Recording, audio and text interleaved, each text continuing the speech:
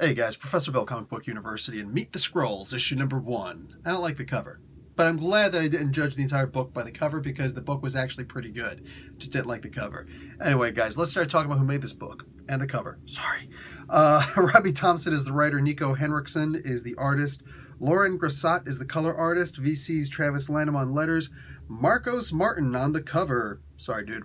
And there's 3 variant covers, one by Nico Henriksen, another by Declan Shalvey, and another yet still by Scotty Young. All right, I do believe that Stan Lee and Jack Kirby created the Skrulls because they first appeared in Fantastic Four issue number 2, but there's no need to mention that here, is there?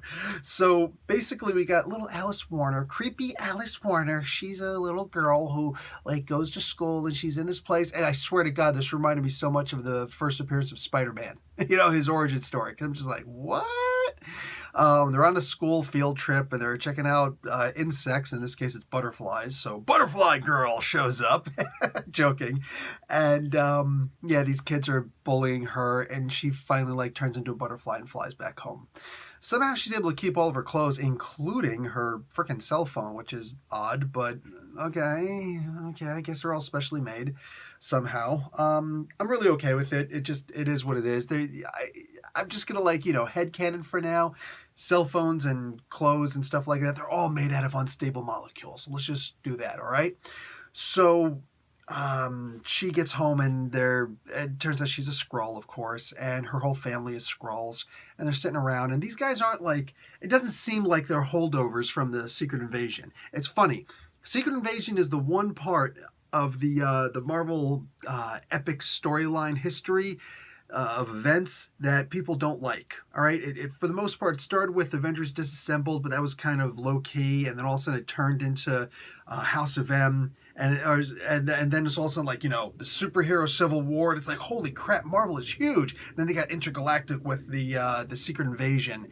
And I can understand. It wasn't the most easily understood storyline. It was a little bit out there, but it has had the most repercussions on besides the Civil War, has had the most repercussions on Marvel since then.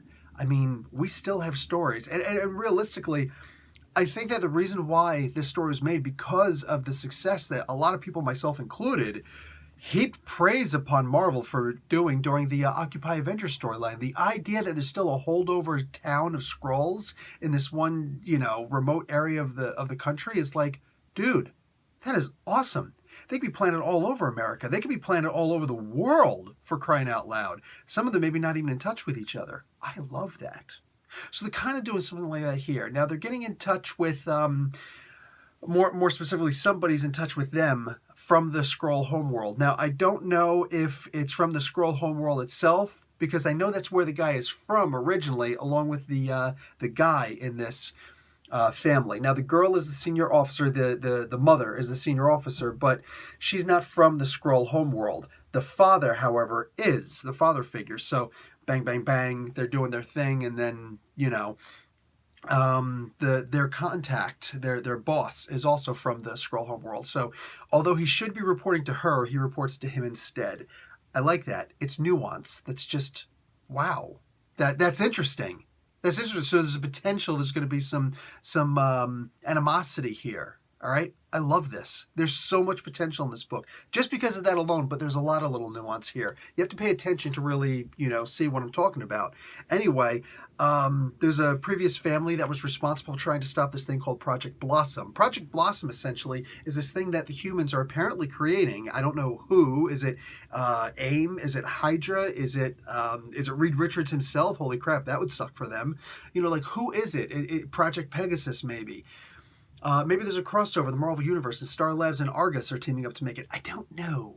Okay, but the idea is there's going to be some serious booty kicking here. All right? So they've got to try and find a way to stop Project Blossom from being created.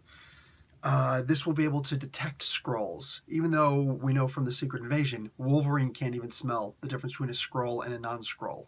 Yeah, like that.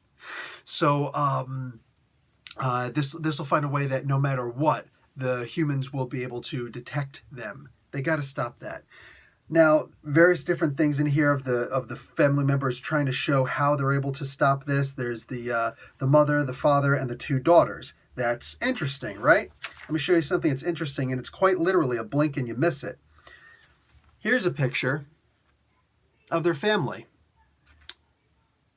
Who's that little mother effer? He's not mentioned.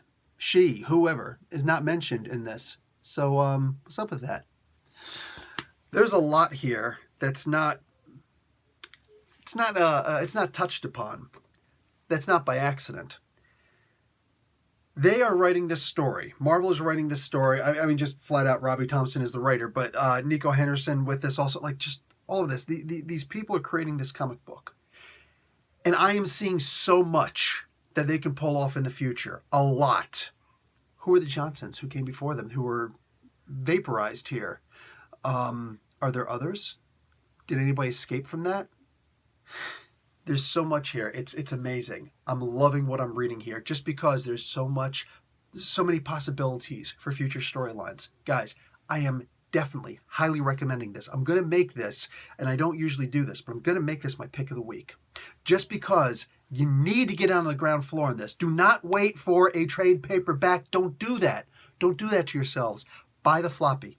Get the floppy. Get it signed if you have to. Get these comic books. I can't promise anything. I'm saying gut feeling what I'm reading. There's a lot here. So much to unravel. Loving this. All right, guys, that's going to be it for me. Professor Bill, Comic Book University. Class dismissed.